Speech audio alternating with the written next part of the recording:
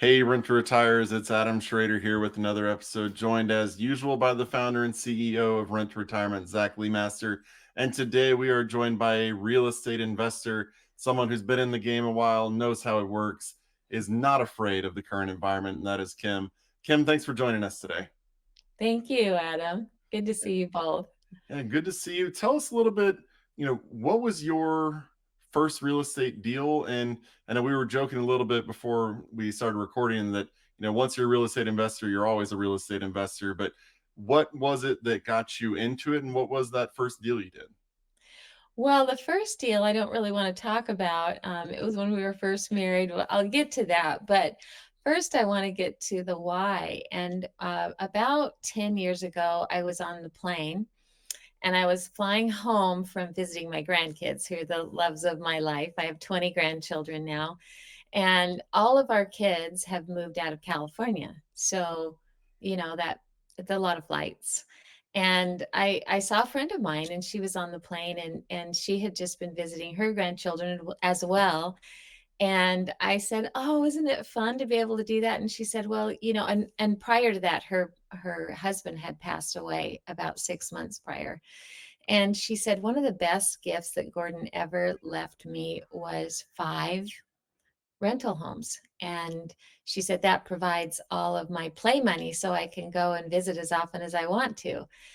And I was sitting there on the plane thinking, ding, ding, I need to do that too. That would be great to have that, retirement money, just play money.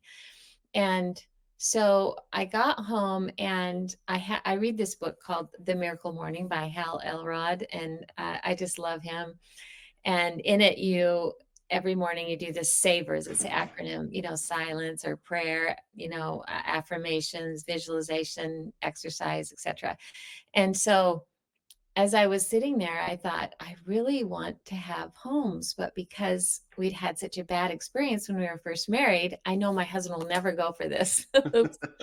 And so I wrote down on my vision board 6 homes because she had 5. So I thought I'd probably need 6 by the time, whatever. Yeah, And 20, you're going to need a sixth. yeah, I need 6. I had more grandkids. So I put that down and I literally laughed out loud. I thought he's never going to go for this. This is hilarious. I'm even writing this down. But then one day I was at the gym and I have some really good friends, Rusty and Deb, and we were all running on the treadmill. And Rusty was telling me about several investments that he had done that was providing incredible cash flow and that he'd have for a long time, forever. I somehow dragged my husband to this event. And at that time, they had someone from Texas who was selling properties, not selling, but just they were turnkey providers. And my husband said, "Wait, these are 120,000 and all we have to put down is 20,000, and it's all this cash flow that really just makes total sense." So he said, "I think we should buy 6." And I said, "Are you kidding?" So it was really awesome. But he said, here's the deal though. You'll need to take this out of the HELOC. This is going to be your deal. And you manage it and do everything because I don't have time for this. And let's just see how you do. You can pay back the HELOC through the rents. And so I figured it out and I thought I can do that. And I wouldn't always recommend people do that, but at the time, because it didn't seem like that much money, 120,000 to get 6 properties. It seemed like a great deal. So we did it. And I know there'll be people listening saying, "Oh, you did it at perfect time and now's a bad time." But that's not true. It always, even at the time, there were homes that were going for 85,000 and we were spending 120. So if you take that into context, there's always going to be either, it's just how you look at it. It's always a good time to buy, I think. And there's always people that will work with you. So anyway, that's what happened. And that's kind of how I got started. And I just really enjoyed it. I enjoyed working with the lenders and the turnkey people, and just I really enjoyed the process of being a landlord. And that had not always been the case, because I was going to get back to this story. When we were first married, we bought our first home. We could barely afford it. We were still paying back a lot of student debt. We had bad credit. And we decided to buy a rental home, and it was in Oildale, If you even know where that is, it's near Bakersfield. Oh And wow. it was a Okay. tiny little home, and we were self-managing, and our real estate agent said, "Now you wanna be in the red because that's just how you invest. You always have to put money into it." And I thought, "Wow, that doesn't seem to make sense." So we were in debt all the time, trying to pay this thing down. The renters were bad. Every weekend, he was fixing a garbage disposal or something, so we absolutely hated real estate until we sold that property. So you kind of have to know, not kind of, you do have to know what you're doing as you start to invest. It has to make sense.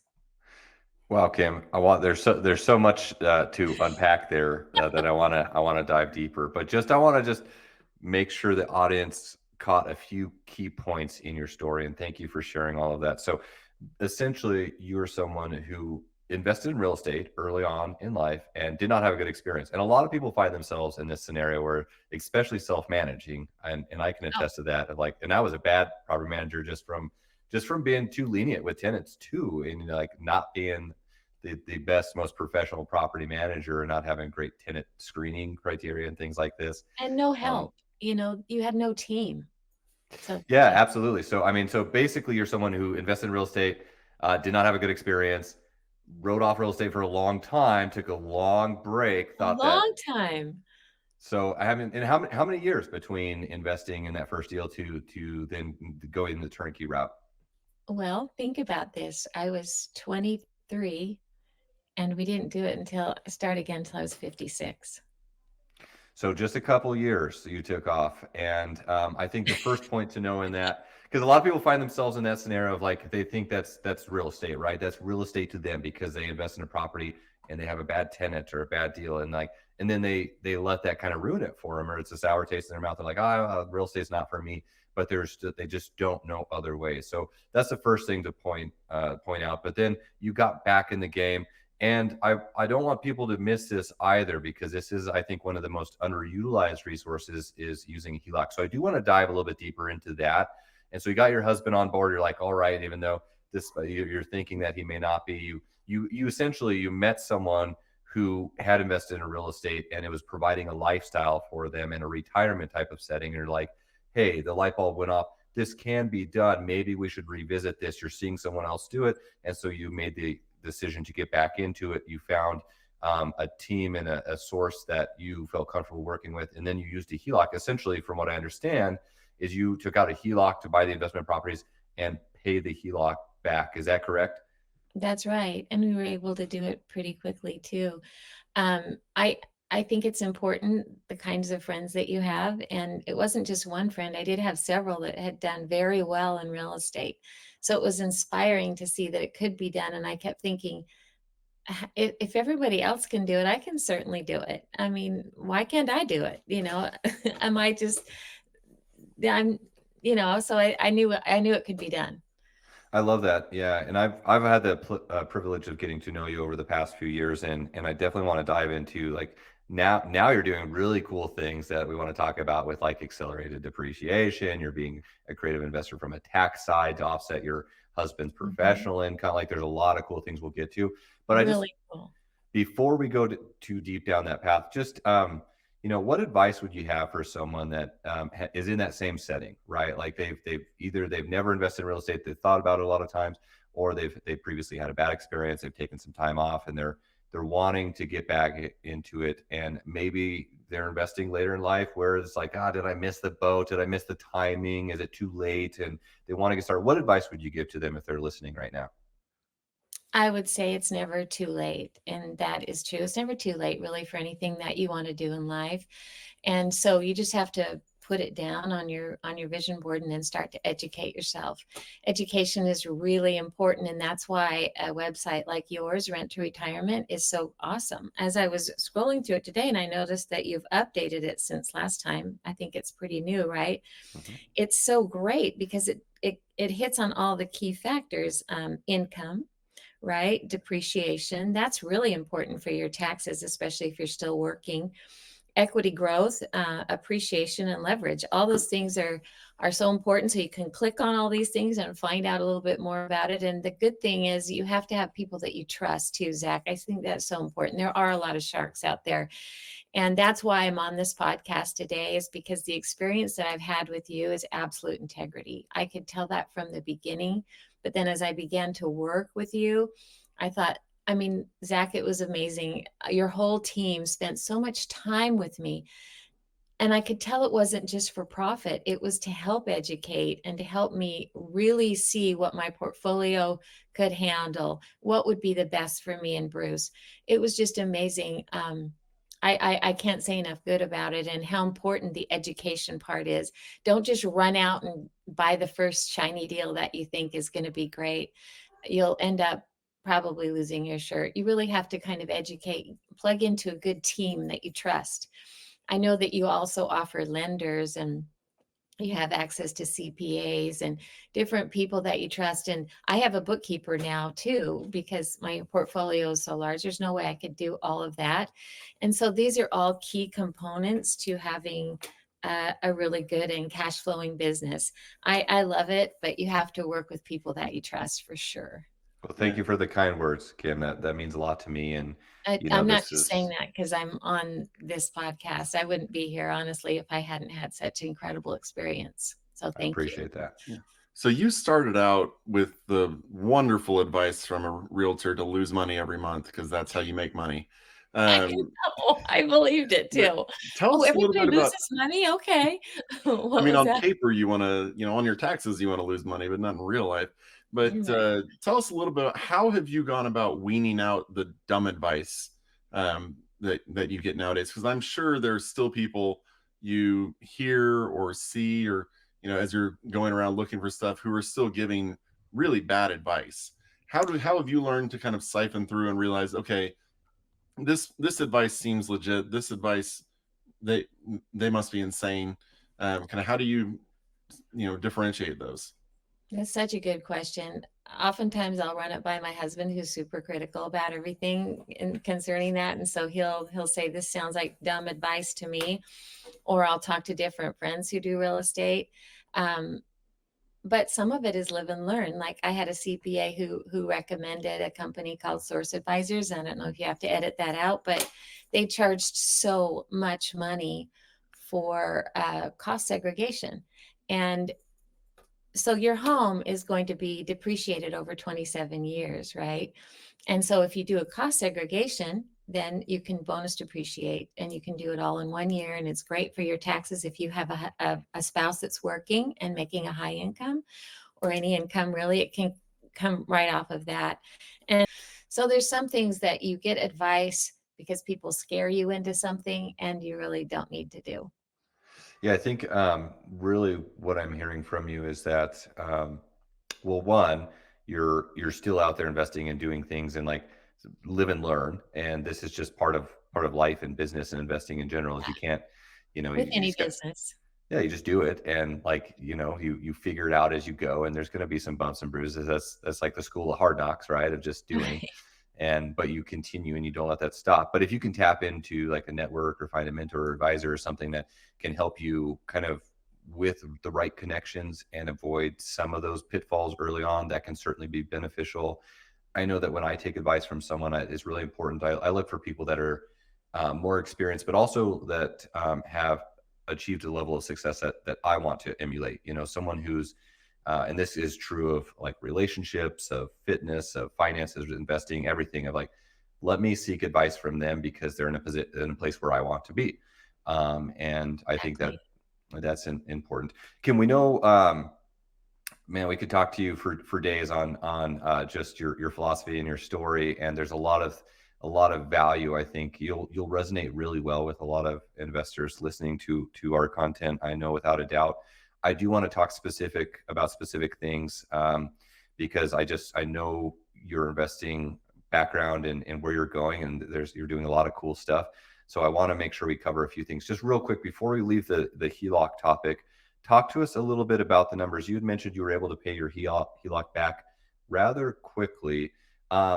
And can you just break down how HELOC works in like your scenario? Because you took out a HELOC, which is a home equity line of credit, which is accessing equity, I would imagine, in a primary residence. We talk about return on equity, which is such a thing as, hey, that's another resource that you can use to expand your portfolio. But I'd love to hear from you on why you use the HELOC and how you strategically put that into play.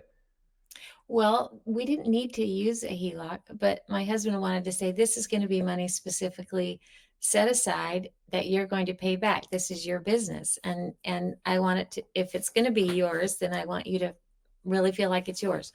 So we took that HELOC out. We live in California, so we had a $400,000 HELOC, and we only had to take out $120,000 to buy 6 properties. It made sense because then we were still hitting the 1% rule. We bought the homes for $120,000 and they were renting for $1,200. So today those homes are worth $340 and they're renting at $1,900. So you can see in a short time how things go up. And I would only have to buy even one home today to pay back. Sell one home to pay back the whole entire HELOC practically. But I did it a lot through rent. And then I think we did sell a property later and did that to pay off the rest of the HELOC. I can't remember, but it was paid off really quickly. I want to share a story because I think this will resonate with a lot of people, but we live in California, so our homes are higher than some parts of the nation. And I have some very dear friends that realized that their $800,000 home that was paid off would rent for $3,000 a month. And this was right prior to the pandemic. And so they said, we're going to move out of our home and we're going to rent this home for $3,000 a month. And we're so excited we're going to move into a trailer, but this is like permanent income. It's like an extra Social Security check, And so I thought, okay, so you're going to live in a trailer and rent your home. And they said, yes. And I said, okay. So I figured out it was $3,000 a month, but the land that they had to put their trailer on was $750 a month. So that's bringing it down to $2,250 per month. And then they had to buy a $100,000 trailer in order to get this income. So right before they did it, I said, listen, I know I want to come over and talk to you guys. I know you're going to think I'm crazy, but I have an idea for you that might pay off more. And I said, okay, if you take this $800,000 and you sell your house because you're not going to live in it anyway, and you do the trailer thing, you can actually, and at the time there were homes in Florida that were selling for $160, $159.9. I said, you could actually buy with $800,000, and this is not including taxes. They would have had to pay taxes on it, but $500,000 is tax-free. So let's just say you could buy 20 homes with it at 25% down. And at the time they were only doing 20% down, but at 25% down, you could buy 20 homes for $800,000. Now, let's just say, your payment on that is going to be about $900 with taxes. At the time, it was 3.5% interest. And your rent's going to be about $1,500. So that's $600, let's just say, cash flow per property. So 600 times 20 is $12,000 a month. Now, let's just take off, maintenance, vacancies, property management fees. Let's drop it down to 10, maybe even 9. So even 8. So even if it's 8,000 at a low per month, isn't that a lot better than $2,250, a month? And they said, oh, I don't know. I said, what's your credit score? They could have qualified. They really could have. They were both working and they both could have qualified for a Freddie Fannie 10 each. That's the limit, 10 each. And so they could have done 20. The thing is they decided not to do that. And during that time, those very homes have all increased in equity $100,000 or more. So let's take 20 times 100,000. That's $2 million in just 3 or 4 years that they could have had. And, I never talked to them about it now, of course, because they didn't want to do it. They're happy. But something like that, those decisions are so pivotal. This is life-changing. She's working retail still. He's working retail. They're trying to, well, not retail, he's a manager with a company, but they're trying to, make it. and she just had to have a hip replacement. There's different things because her job is hard. It's heavy lifting. It's things like that. And I don't know. It's just an example where I think this decision they could have done. It wouldn't have been that hard to do, and it was life changing. But they're still happy and awesome people. So I love that you shared that, and I personally enjoy going through stories with numbers, because then you can like quantify this. And as you're like talking about the cash flow, I'm like, yes, this makes sense. This makes sense. But I'm also thinking, yeah, before you talked about the equity part, I'm like, yeah, but that's 20 houses you're going to own over a period of time. Like, think about the tax benefits. That $8,000 I didn't even potentially. touch the tax benefits. That Yeah. $8,000 is, tax-free income, which would have been the equivalent of, 12, 13, 15, pot in California, maybe, $16,000 of income, but you're owning, you're owning the assets. But that just goes to point, like, you can't, I mean, you have this, Kim, obviously, because you're thinking outside of, you're using your investor mindset, and not everyone has that, right? And if it has to be someone that wants that gets it, and this is like our mission is try to educate people on that, but they have to make the decision for themselves to ultimately do that. But I think that 20 homes just sounded just too astronomical, like just too many or too much. But it's really not. It's just all in the way you think, right? If you can qualify for 10 homes each, which they could have, and then you get a property manager that manages everything, and you plug into a really good turnkey company that had those available at the time. It just, I don't know. There's still deals out there, but that was exceptional at the time. And anyway, but that's why the decisions we make are pivotal, and it's important to have a why, and it's important to believe you can do things, that it's not just for certain people. Real estate, I believe anyone can do if they just have a mindset. It's not rocket science, really. love that. I mean, if I can do it, honestly, a grandma of 20 grandkids, anyone can do it. So Yeah, it's like you were saying, there's always a reason not to do it, in people's minds, but people tend to only look at the reasons not to, not the reasons to. There's always a reason to, like you were saying. It's never necessarily a bad time to buy. There are definitely bad deals that you don't want to touch, but you can always find something out there. I think I hear a lot of people say it's too risky. Well, everything in life is risky. I could walk out my door and get in my car today and get in a car accident. A drunk could hit me. There's so many things. I fly all the time. My plane could crash. There's no such thing as a perfectly secure life. And so you have to know what you want to do. And then, did I just cut out? Oh, there I am. Okay. You have to just know what you want to do, and then go for it, and really believe that you can get the education and be excited. Some people really genuinely may not like real estate. I have a feeling that people that are listening to your podcast probably do. And so, they're the type that could do this, but some people might not like it. And if they don't, then it's not for them. They can choose something else. Maybe they really do like retail better. Maybe it's fun to be a Walmart greeter. I don't know. But I just know that I like the freedom that the real estate provides, the tax benefits. I also want to talk about becoming a real estate professional sometime during this podcast.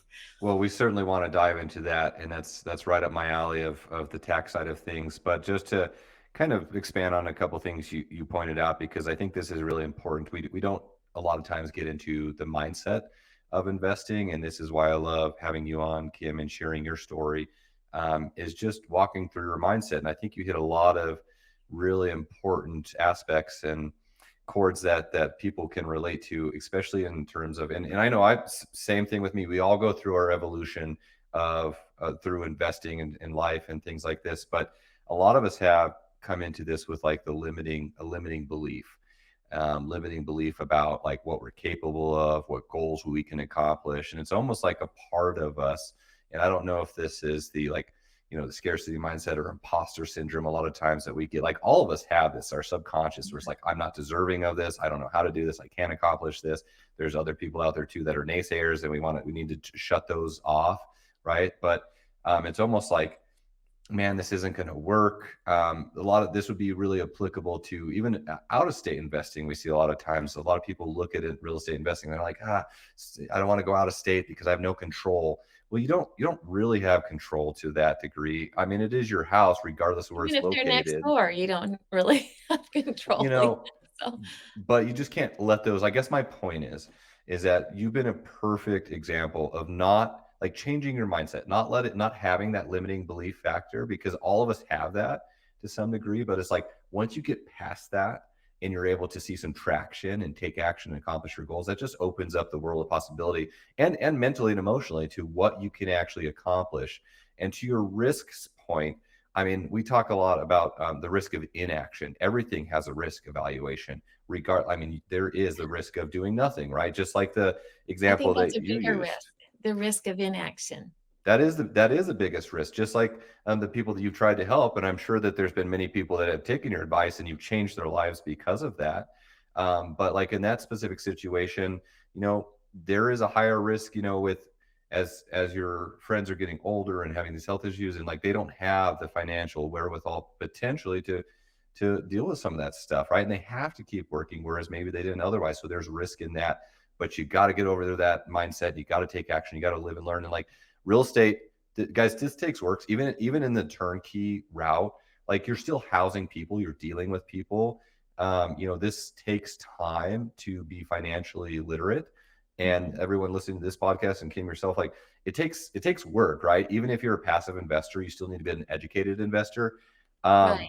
But if you can stay the course, like the dividends will pay out long term. Would you agree with that? Or Oh, absolutely. And one of the best things that I discovered through education was becoming a real estate professional.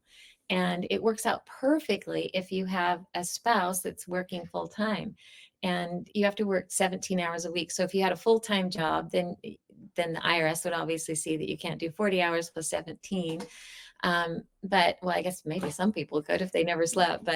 Um, but I've really enjoyed that because wherever we go now as a real estate professional, we can write off the trip, the gas, the meals, the hotel, because we're always actively looking at real estate for a potential buy. And because we've purchased out of state, I have properties in 4 different states right now. It's obvious that we're looking out of state to buy. And it's true, when we do go on vacation, I always look at different real estate aspects or things that we could buy, or Airbnb, or different, things like that. So we really are always actively looking, and it's fun. It's not something that seems like work. It's fun. And real estate professional also counts as, something like this, or um, listening to podcasts. Educating is a huge part of becoming a real estate professional. You're supposed to mark it down all the time, every hour that you're spending on real estate. And maybe some people love that, and there's apps to do that. But I think that with all the work that I do, it's pretty apparent that I fulfill those hours. let's digest that a little bit. I mean, same thing. This is exact same thing with us. Our goal, just personally, is to buy enough real estate every single year to offset our taxable income from all sources of income. Right. But I think in your situation, so your husband, he's still actively working, I believe, full time. But He he's a works health 3 days a week as a dentist. so And he's a he's, healthcare professional. He's not in mhm. real estate. You're taking this over, but you're able to position. I mean, let's dive deeper into this, because you're able to offset by doing accelerated depreciation, and we've covered this, so people Yeah. should have a general idea. But they're able to offset like even some of his income, right? Is that Oh, accurate? Or definitely. And I don't like really paying taxes, or too many taxes, as most people don't. They're really outrageous right now. So that is one of the reasons that I like to purchase homes, because it really helps tax wise. We're always getting a refund now on our taxes, and that means a lot to me when we get that refund check. It's really exciting, because for so long we didn't. For so long we had to pay out every year, and it was just a killer, especially with kids. And sometimes I would just lay in bed and I would think, oh my gosh, these taxes, and just everything just seemed a lot when when you're raising a family. And so I thought it's wonderful to be able to get that refund now, and it's all legitimate, it's all legal, and it just feels good. So tell us a little bit. We talked about, people kind of having to overcome hurdles, mental and otherwise. How did you work yourself up to the point of becoming a real estate professional? Because that's something a lot of people hear and they're like, I mean, it legitimately is a lot of work to become a real estate professional. So talk a little bit about your progression into becoming that real estate professional. Well, we owned 6 properties right away, and then we started buying more, and it just, there's just things you have to do even though it's passive, even though you have managers. If you have different states, like just this morning, I got a call and he said there's one tenant was complaining of mold in the vent. And so they're going to find the person, the team that will get the mold out. But I want to make sure that I'm not getting ripped off too. And so I had to do a little bit of work there to make sure that I was the fair price that they were charging. Just little things. I don't know. From owning properties too, that there's just different things. I think it's really important where you invest. And I just would never again invest in a blue state. We had homes in Chicago, and I'm so glad that they're sold. We did make money on all of them, but it's not landlord friendly there. So one time I had my property management company call me there in Chicago, and she said, "Hey, your home is vacant because we're in between tenants, but there's squatters there and they have rights because it's cold."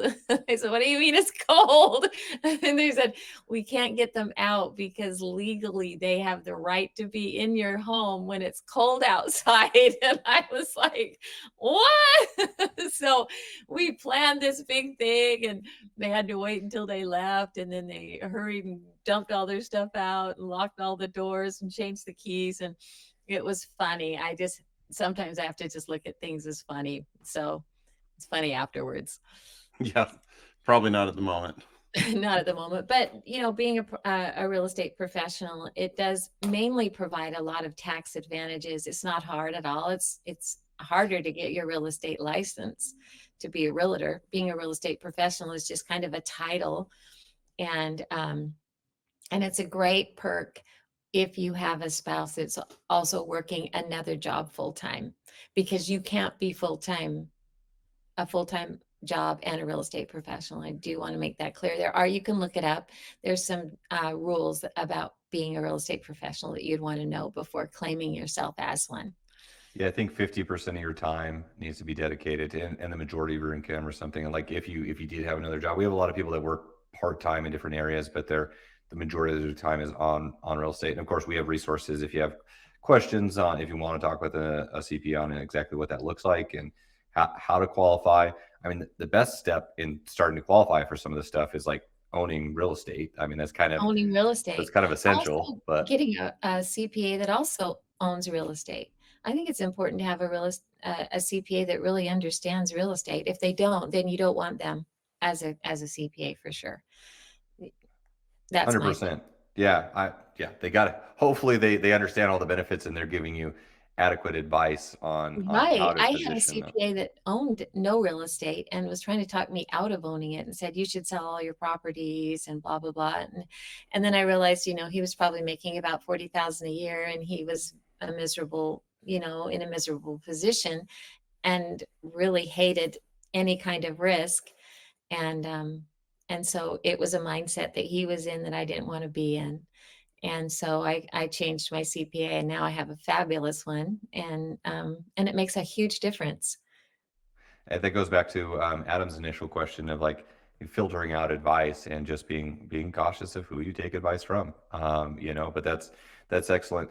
Kim, let's talk a little bit. Well, let me ask you this too, because we've covered a lot of kind of high level stuff in right now in terms of, okay, we've used a couple examples, which I really liked about generally building wealth in real estate. And I kind of go to this, not to overly simplify it, but I kind of think that the path to success or to financial independence, I feel that real estate is the most predictable path to wealth over time if you just follow I do too.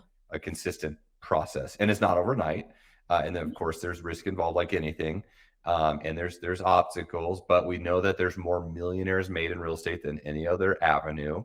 And it's like this the common person's way to wealth, right? If you just kind of follow. But it generally, the way that I view it, and I want to hear your opinion on this, but is investing in good locations with good teams, letting real estate do what it does, which is, provide cash flow, appreciate over time, using leverage appropriately, and then tapping into your equity like you did with the HELOC, and then reinvesting that, because there's return on equity, and as your property builds equity, you need to reinvest that.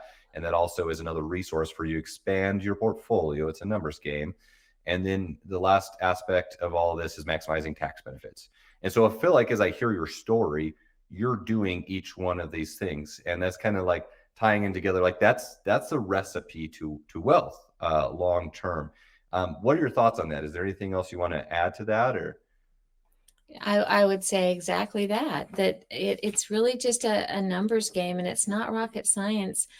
It's something that I've seen so many people do that didn't even, have a college degree, that just had the fortitude and the gumption to do it, and educated themselves and just became very wealthy. And it's a slow and steady process. There's some knocks along the way too. What I found is that 3-2s work the best, 3-bedroom, 2-bath. I wanted to have all 2-car garages, but that didn't work out. And 1 car is just fine too, some of them. And then a really good property management company in Chicago. I went through 5 property management companies in a year. And so I think it's really important, especially to tie into something like your website and your company, Rent to Retirement, because you've got the whole package kind of ready for people that don't have a lot of extra time. So in the beginning, no one's going to have a ton of time, just, especially if they're employed and they have money to invest, they're going to be working and they don't want to spend a ton of time on real estate. So it's just good right away to plug into a company that is honest and has all of those aspects covered, with a long tenure of experience and happy investors. I know other people that have invested with your company too, and they just say raving reviews. And so I think that would be it. Just go in it for the long term. I don't think we're ever going to have another time where in 2 years everything goes 100,000 increase, right? That was very unprecedented. But I think that being in it for the long term, it's not ever too late either. Even if you start at my age of 56, you live a long time. And hopefully, right, if we want to live to be 90 or 95, it's still not too late to invest in real estate and get that cash flow. And then you can do 1031 exchanges. So fortunately, I just wanted to share this amazing news, because another goal that I had was to buy a home in Utah next to where a lot of my children and grandchildren live. My mom lives. I have 10 siblings. So almost all of them live in Utah too. So here I am out in California all alone. So I put again on my vision board, I want to buy a home in Utah. And again, I knew my husband would kind of laugh at that. Not that he's very supportive. I'm not trying to make him sound anything but that, but their homes have gone up a lot in Utah. They're very expensive, just like California now. So he said, yeah, go ahead and buy a home in Utah. You've got your business. Let's do it. So I happened to sell 5 properties in Florida, and I was going to reinvest in Texas and some of these other places. But at the time, we were a disaster zone, which meant that all of our 1031 exchanges and all of our taxes automatically this year, October 16th was the deadline. So normally with a 1031 exchange, it's like for like. So you take an investment property and you have to buy another investment property. And you have 45 days to define the address and then 180 days to purchase. So it's very hard to line them up, because you've got tenants moving in and out at different times. And how do you go to a buyer and say, hey, listen, I'd like to buy your home, but can you wait until I sell 6 properties? You just normally can't do that. So I had these all in a 1031 bank. And then I realized that I could actually take these properties and buy my dream home in Utah with it instead. Now, it wasn't probably the best financial decision with those properties, but I still had a large portfolio.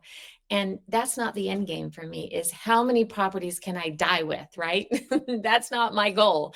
My goal was to have a beautiful home that I could live in, a second home in Utah, to be by all my grandkids. And they're all by BYU. My grandkids love to come visit. I'm by my mom. There's just so many. I have friends there. It's just a wonderful place to live. So a perfect home in the perfect location, right by my sister and a mile from my mom, showed up. And I was able to take this 1031 exchange money and buy it. Now, because you can't buy a personal home with 1031 money, we're renting it for 2 years. Then when the renter moves out, we'll fix it up a little bit, and that'll be tax deferred money as well. And then we can move in, or we can continue to rent. If I don't think my husband's ready to retire yet, so we might rent it for quite a while, but we still have the basement and I still stay there, and kids come over and it's really fun, but we don't stay very often. But anyway, we have this home. I'm so excited that we were able to buy without paying any capital gains. Do you realize how huge that is? I felt very blessed that we could do that. I love that. And Kim, because you've taken the initiative to educate yourself on like the tax strategies, investing, like you figured out how to make this work, going through a 1031 exchange, buying the dream house. And yeah, it's not about just constantly building this ever growing portfolio. It's accomplishing your goals, whatever your individual goals are. So I'm ecstatic for you. Thank you for sharing that with us. That's awesome. We have yet to hear someone who's taken their investment properties, growing them, 1031 them into their future dream home that they will use as a rental in the meantime, pay no capital gains. I just love it. I love the story. Thank you. And even everything that we do to fix up the house right now is it's an investment home. So it's a tax write-off. So if I want to add a big deck or do something amazing to it, or redo the floors or whatever I want to do, it's tax write-off for 2 years, or until we move in as a personal home. You got to make it nice for that tenant, right? I know. And I actually found the perfect tenant. She's going to BYU and she's getting her MBA, and I love her family. It's important to have a good tenant in your home that you're going to be moving into in personal use. I don't want to make it sound like everything has been perfect. There have been a lot of ups and downs along the way. I don't want someone to go, oh, she's lucky, or she was at the right timing, or all this happened, because we really have had some ups and downs through real estate. We had a tenant in Chicago that had 3 large dogs that we didn't know about, and had a flooded basement for a year. This is very untypical. It was the only time it was really bad, but we had to put quite a bit into rehabbing and then selling that home. So there's just been a few things that have been like that, but for the most part, it's really been wonderful. And I my brother, he's also an investor, and he said, just think about this, Kim. You are buying a home and providing a home for someone. A lot of people can't afford homes right now with the interest rates, and they're working 24/7 to pay off your mortgage. I mean, when you think about that, think about how hard you would have to work yourself to pay off that mortgage, but someone else is doing it for you and also providing cash flow. When you just think about that thought, it's a game changer. You think it's a win-win for everyone. You're providing someone with a home that can't afford one right now and that's trying to save up. That's why the 3-2s are so great, because people aren't trying to rent their dream home. They are renting a small home that they can rent and then save up to buy someday. And so you're providing them that home, and then you're also earning cash flow at the same time, and they're paying it off for you. It's pretty an amazing concept. Also to think about, I think the United States is the only place you can have such a low interest rate that a bank is actually willing to do 80% of that, and you only put in 20%. The bank is taking the risk, really, of 80%. Or 75% if you do a 25% loan. That's amazing that a bank will do that for you. A bank's really going to do that for you so that you can make money. It's amazing. When some of these light bulbs go off, because I know this is certainly true for us in our investing journey, it's just like That makes sense, right? Like real estate makes more sense. It's like we don't do any investing outside of real estate because it's just what we know. But it's for all these same reasons. Of yeah, I mean, this is what the wealthy do. I mean, the success leaves breadcrumbs, and it's not overly complicated. But you you leverage money responsibly from other people, i.e., the bank, to buy an asset that's going to provide you income and tax benefits and grow in value over time, and then you let someone else pay that loan back for you, as you mentioned with Right. tenants, and Think how then many you hours you'd have to work if you were working for each of those homes to pay back that mortgage, but someone else is doing it for you. It's Happily. just unhappily. And most of the time, you're going to get really good tenants because they want to keep a good credit score so that they can buy a home. They don't want to and trash your property. They want to be a good tenant. And that's the thing we don't talk about a lot too, because on the investor side, obviously we're focused about the investment and like, ROI and things like this. But Mhm. like real estate is also really cool because you're providing a service to community economically. You're improving, an area. You're providing a service. Housing is a human necessity. And that's also why it's a good investment to be in, because that's not going to change. That doesn't go It's away. We have a huge shortage of housing in this area. Kim, I want to hit a couple more points.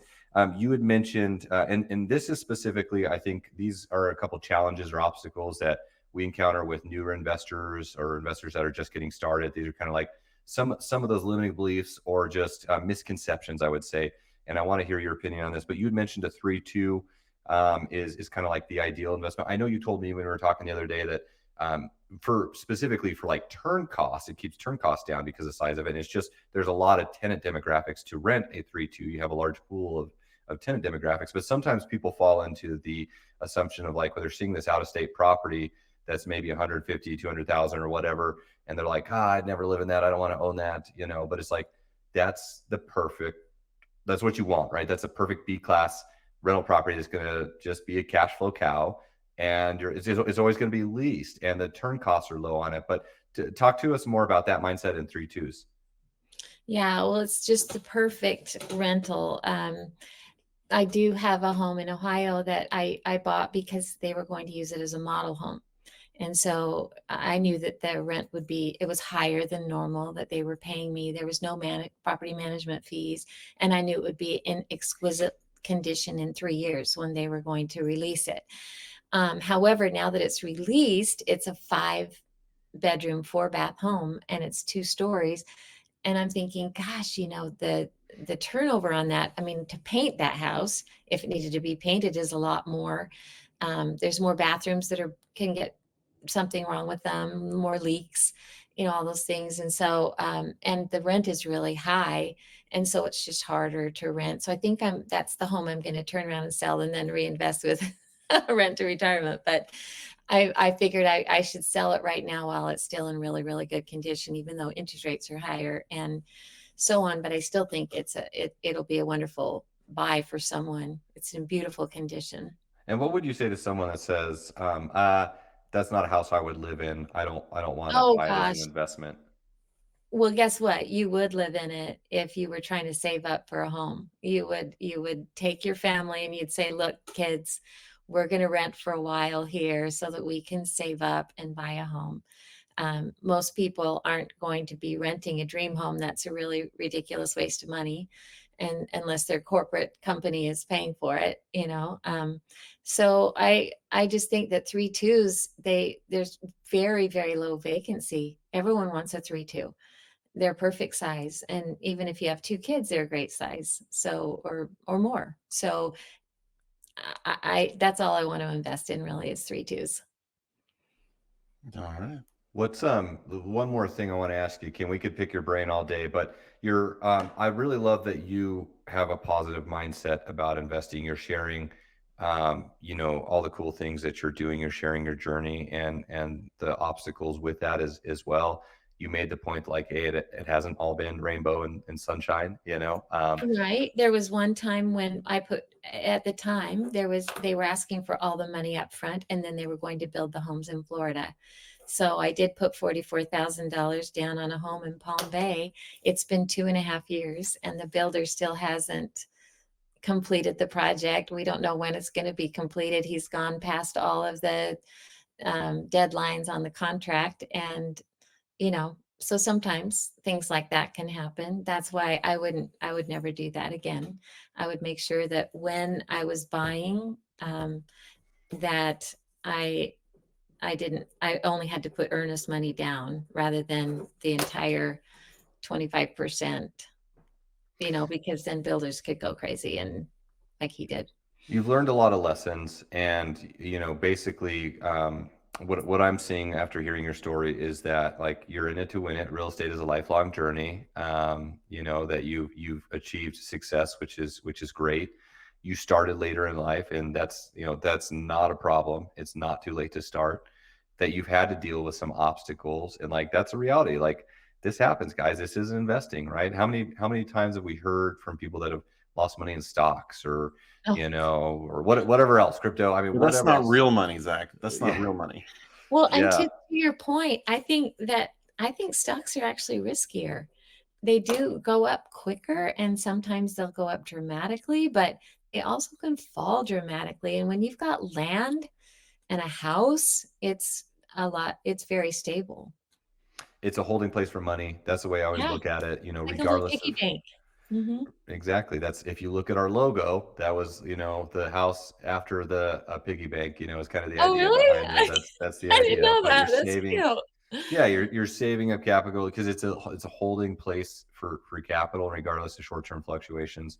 Real estate goes up, But I guess, Kim, in closing, I just want to ask, and first of all, thank you for taking some time to share your story. I love your mindset, right? Because so many people can relate to your story of going through these challenges and these limiting beliefs and this or that. But it's like, hey, if you are a success story where it's like if you stay the course and you understand that there's going to be issues, right? And you don't get hyper focused on those issues, you can see past them and you just keep Yeah. going and you keep learning.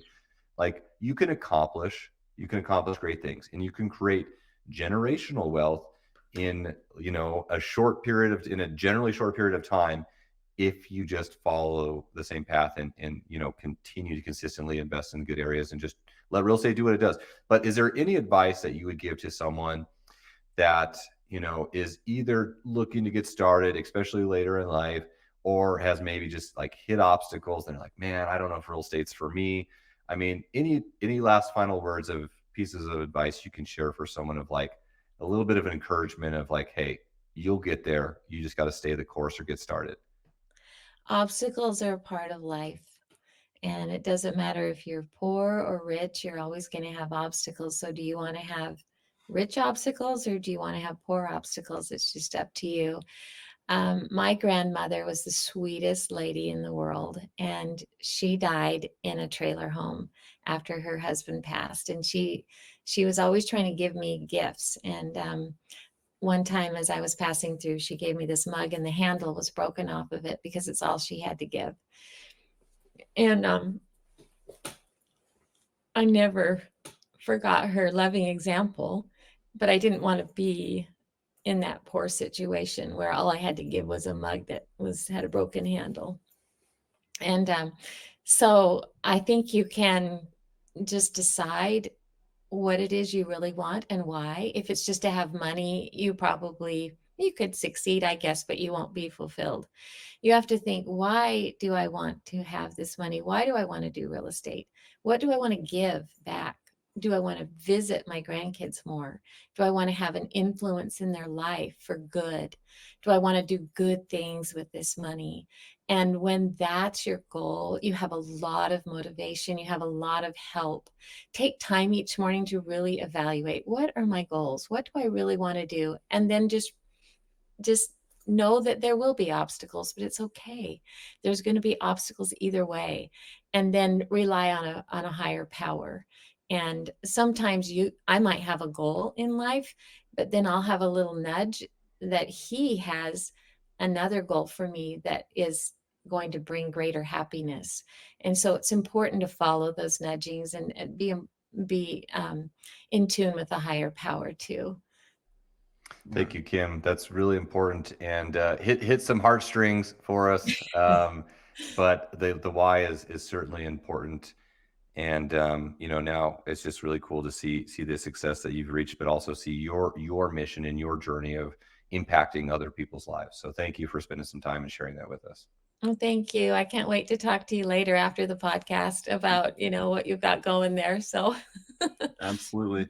Well, Kim, again, like Zach just said, thank you so much for joining us. I know this is going to help a lot of our listeners. And listeners, if you're out there and if you have any questions for us that you want us to answer about real estate investing in future episodes, please email them to podcasts@renttoretirement.com.